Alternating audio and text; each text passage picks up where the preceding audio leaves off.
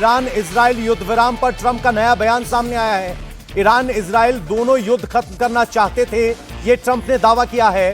परमाणु क्षमताएं खत्म करना मेरे लिए सम्मान की बात है। तो ट्रंप दावा कर रहे हैं कि ईरान के परमाणु कार्यक्रम को खत्म कर दिया गया है और दोनों ही देश युद्ध विराम चाहते थे। ये नया बयान आया है।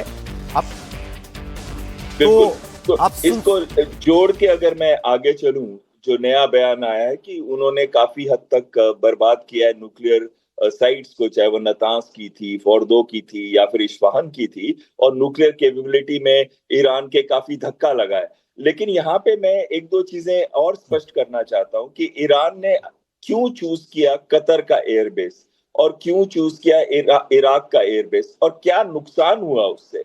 तो और पहले ही उन्होंने खुद बता दिया, अमेरिका को भी बता दिया, जैसे कि प्रेसिडेंट ट्रंप कह रहे थे, उन्होंने हमको बता दिया थैंक यू, और दूसरा कतर को भी बता दिया कि हम अटैक कर रहे हैं। लेकिन महत्वपूर्ण चीज क्या है, 19 जून को F-35 जहाज जो बेस थे कतर में यूएस की सेंट्रल कमांड है, वहां पे नॉर्मली 8 से 10 हजार सोल्जर्स हमेशा रहते हैं, लेकिन वो बेस को खाली कर दिया गया 19 जून को। अभी तो अमेरिका ने भी स्ट्राइक नहीं की थी। तो ये कहीं ना कहीं थोड़ा सा फिक्स्ड मैच भी लग रहा है। प्रोफेसर जमीर अब्बास साहब, एक जानकारी, जिस तरीके से ट्रंप कह रहे हैं कि हमने न्यूक्लियर प्रोग्राम को खत्म कर दिया है, अभी तक ईरान की तरफ से यह स्टैंड रहा है कि न्यूक्लियर प्रोग्राम उनका हक है, पीसफुल न्यूक्लियर प्रोग्राम। तो क्या ईरान अब इस बात पर राजी हो गया है कि वो न्यूक्लियर प्रोग्राम को परसू नहीं करेगा?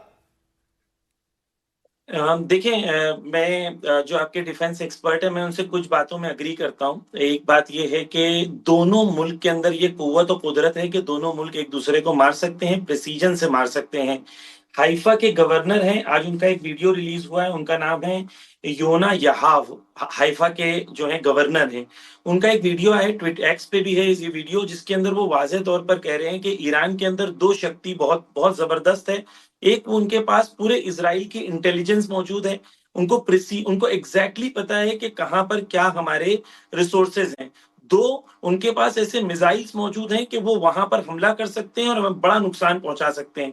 जैसे कि आप जानते हैं कि हाइफा की जो लाइव रिकॉर्डिंग्स हैं वो तमाम इंटरनेशनल चैनल्स को बंद करनी पड़ी थी, और उन लोगों ने अलाउ नहीं किया था तमाम इंटरनेशनल चैनल्स को कि हाइफा को रिकॉर्ड किया जाए, क्योंकि इतनी तबाही हाइफा में मच गई थी। जमीर अब्बास साहब, वो जो डैमेज हुआ है वो हम सब ने देखा है। हम आपसे जानना चाहते हैं कि जिस तरीके से इस पूरे कॉन्फ्लिक्ट के सेंटर में न्यूक्लियर प्रोग्राम था, क्या उसको लेकर ईरान की तरफ से कहा गया है? हालांकि दावा जरूर किया गया था कि इनरिच यूरेनियम को उन्होंने वहां से हटा लिया था अमेरिका के हमले से पहले।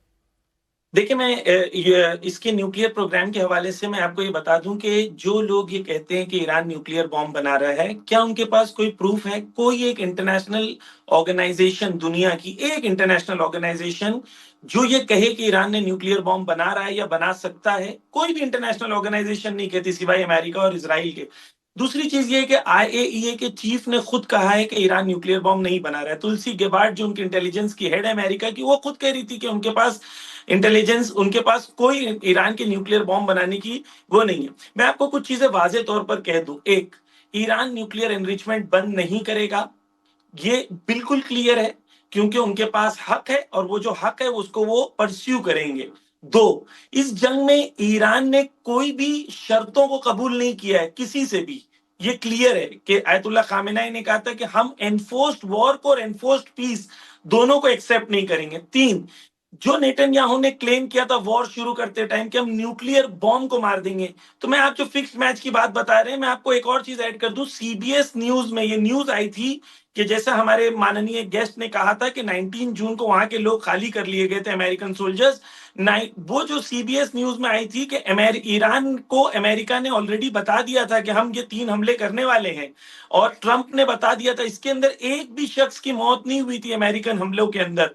और ये भी आपको थोड़े दिनों में वाजे हो जाएगा, क्लियर हो जाएगा कि ये हमले एक्चुअली फोटोशूट थे, ना इनके अंदर B2B बॉम्ब मारे गए थे, ना टॉम हॉक मारे गए थे। ये सिर्फ अमेरिका ने अपनी सेफ एग्जिट के के लिए एक फोटोशूट किया था और ईरान को कहा कि देखो इजराइल ने जंग शुरू किया है, हम फंस गए हैं, अभी हम आपको मारेंगे लेकिन आपका कुछ होगा नहीं और हम ऐसे बॉम्ब मारेंगे जिसका कोई नुकसान नहीं होगा। और रिजल्ट यही हुआ कि ईरान अमेरिका ने मारा, फिर ईरान को नेचुरली रिप्लाई करना था और ईरान ने रिप्लाई किया और ईरान ने ये बताया। मैं एक चीज क्लियर कर दूं, दो दो दो दो कौम है, एक अमेरिका है और वो पूरी दुनिया के अंदर सबसे शक्तिशाली मुल्क अपने आप को बताता है, उसके साथ इजराइल है, उसके मुकाबले में ईरान है। ईरान ने हमला किया और उनके सबसे बड़े एयरबेस पे हमला किया। ये क्या है? ये बताना है कि हम तुमसे डरते नहीं हैं, हम डरने वाली कौम नहीं है। सर झुक सकता है लेकिन सर कट सकता है लेकिन सर कभी झुक नहीं सकता। तो ये ईरान के न्यूक्लियर बॉम्ब के बारे में जितने एक्सपर्ट्स हैं सब कहते हैं कि ये एक बहाना है। एक्चुअली प्रॉब्लम ये है कि ईरान जो है वो एक इंडिपेंडेंट मुल्क है और बाकी अरब मुल्कों की तरह अमेरिका का और इजराइल का गुलाम नहीं है, इसलिए ईरान से युद्ध है। बाकी जी कोई ईरान से उनको कोई प्रॉब्लम नहीं है। बेनी साहब, आपसे समझना चाहते हैं, दो स्टेटेड ऑब्जेक्टिव थे जो कि नेतन्याहू साहब लगातार कहते रहे हैं, एक न्यूक्लियर प्रोग्राम का खात्मा और दूसरा सीधे तौर पर वो खामेनेई को खत्म करने की बात करते थे। ट्रंप ने भी कहा कि सत्ता परिवर्तन एक बेहतर विकल्प नहीं है। तो क्या मौजूदा अचीवमेंट इतनी है जिसके दम पर इजराइल यह सब्र कर सके कि अब सीज फायर का वक्त आ गया है? क्या आपने स्टेटेड गोल्स अचीव कर लिए हैं या कमी है उसमें कुछ? फर्स्ट ऑफ ऑल मैं आपको अब्बास के बारे में बताऊंगा। अब्बास इंडियन है और प्रोफेसर है ईरान में। But what I can tell you is definitely आपको बॉलीवुड के लिए एक प्रोड्यूसर और डायरेक्टर मिल गया है, because he is producing and directing by himself something that is not possible and not true. One thing I will tell you about Netanyahu. Netanyahu never said, कब्बीच ने बोले कि हम खोमेनी को मारेंगे। जब खोमेनी को मारने का था तो पहले ही दिन मारते थे उसको, और हम लोग को मालूम था किधर है वो। बट हम लोग ने वो हमला नहीं किया बिकॉज हम लोग को मालूम था कि we don't want to do any harm to Khomeini. Okay, second thing is about the ballistic missiles, and that we had come to the extent that I think we have reduced. We have not completely finished the missiles, but nuclear को बहुत सारा नुकसान पहुंचाया है। That's what we can say. What I can say. तो क्या नुकसान अब शांति की तरफ बढ़ता हुआ दिखाई देगा? क्या अभी भी कोई ऐसे फ्रिक्शन पॉइंट्स हैं जिसको लेकर इजराइल में स्थानीय लोगों में नाराजगी है, या एक शांति की तरफ कदम बढ़ते हुए नजर आ रहे हैं? शांति तो हम लोग को मांगता ही मांगता है। लाइक वी स्टार्टेड विद, हम लोग ने चालू किया पहली शांति कायरो अपने इजिप्ट के साथ, और फिर बाद में जॉर्डन आए और जॉर्डन के साथ की, और आज तक जॉर्डन में और इजिप्ट में हमारे सोल्जर्स के उनके सोल्जर्स मरे नहीं। और नॉट ओनली दैट, हम लोग का अब्राहम अकॉर्ड भी साइन हो गया है और आप आगे जाना है हमको। बट जो ईरान को नहीं मांगता था on the 7th of October, जो किया वो ईरान ने किया थ्रू हमास, और उसको नहीं मांगता था कि हमारा और सऊदी का समझौता हो जाएगा। We don't have any problem today also. हम लोग का ईरान बहुत बड़ा मित्र था पहला, और अभी भी हम लोग we are giving the hand. We don't want any wars with them. हम लोग पीस करने को तैयार है उनके साथ, and my complete public is with them, with the government for this. तो बड़ी बात कह रहे हैं कि इजरायली जनता इस वक्त शांति के साथ है। एस बैल साहब, हम आपसे जरा समझना चाहते हैं कि जिस तरीके से ट्रंप का एक स्टेक है इसमें, क्योंकि उनकी तरफ से इस बात को ऐलान किया गया था, और जिस तरीके से अमेरिकन एयरबेस पर हमला किया उसके बाद अमेरिका की तरफ से कोई कार्रवाई नहीं की गई। आपने कहा कि यह फिक्स्ड मैच है, तो ऐसे में क्या दोनों पार्टीज को वक्त दिया गया था कि आप इससे निकल सकते हैं? क्या दोनों पार्टीज एग्री थी या ट्रंप का दबाव इसमें काम आया है? देखिए, दो चीजें मैं इसमें कहना चाहूंगा। सबसे पहले चीज ये कहूंगा कि जो इजराइल की स्टेट के अंदर जो डैमेज हो रहा था बैलिस्टिक मिसाइल से, और खासकर एडवांस्ड बैलिस्टिक मिसाइल्स जो ये फायर कर रहे थे, हाइपरसोनिक मनूवरेबल मिसाइल्स, मल्टीपल वॉरहेड्स, आपने खुर्रम शहर 4 का भी नाम सुना होगा उसके अंदर, और फतह का भी। तो कहीं ना कहीं वो, और जो इंटरसेप्शन में डिग्रेडेशन हो रहा था, पहले सिर्फ 10% मिसाइल्स जा रही थी, लेकिन अब 15 से 20% या उससे ऊपर मिसाइल सक्सेसफुल हो रही थी अपने टारगेट्स को हिट करने में।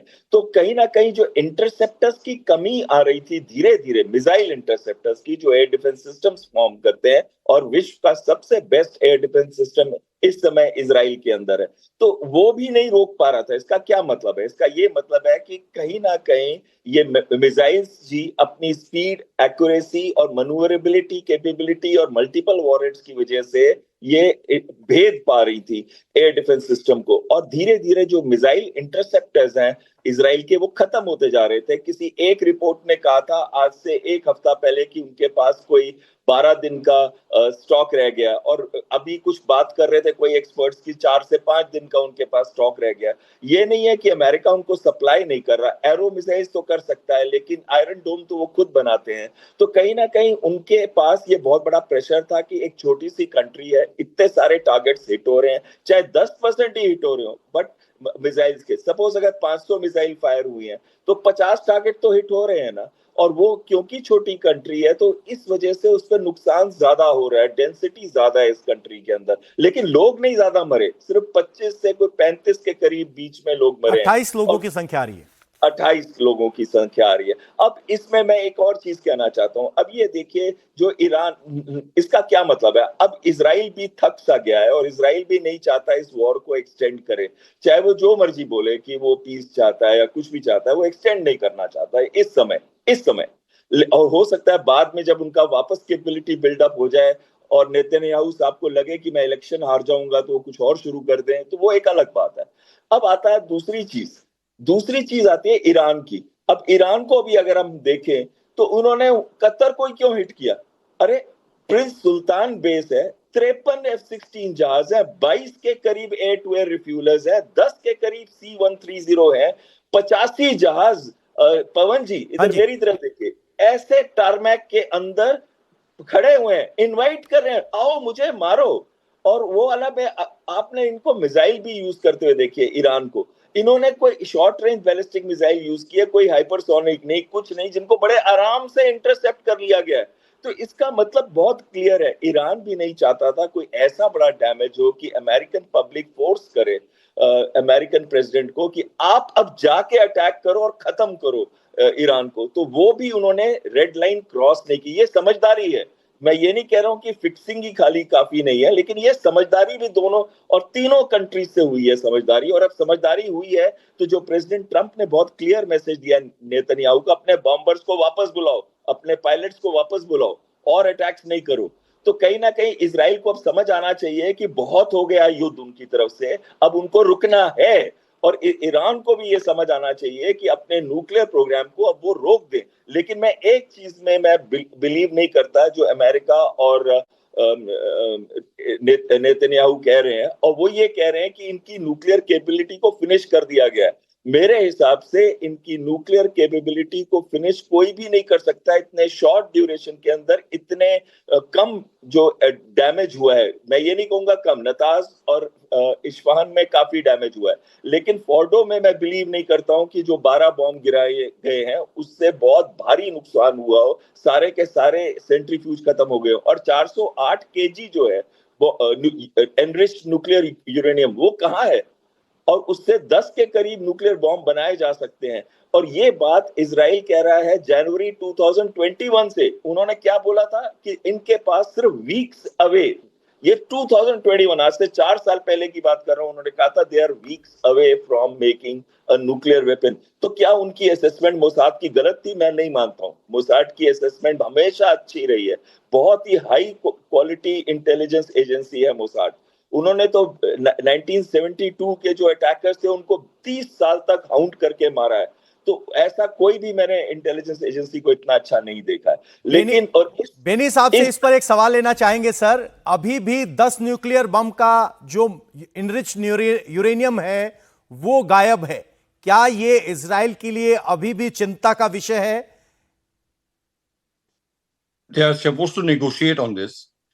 और जो नेगोशिएशन चालू रहेगा अभी, जब अमेरिका और ईरान और कतार के साथ, और देख लेंगे क्या व्हाट इज द रिजल्ट, क्या रिजल्ट होता है मेरे को नहीं मालूम अभी तक, but I am so sure that उन लोग बैठेंगे एंड ऑफ कोर्स नेतान्याहू को भी सुनेंगे प्रेसिडेंट ट्रम्प, और as per that they will come to some conclusion, I am so sure.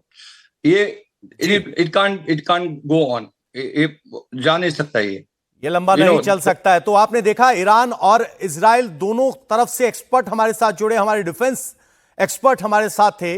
कुल मिलाकर अभी लग रहा है कि दोनों देश शांति की तरफ बढ़ रहे हैं। उम्मीद की जानी चाहिए कि अविश्वास के बीच ये शांति बरकरार रहे। आप इंडिया टीवी के साथ जुड़े, आपका बहुत बहुत शुक्रिया।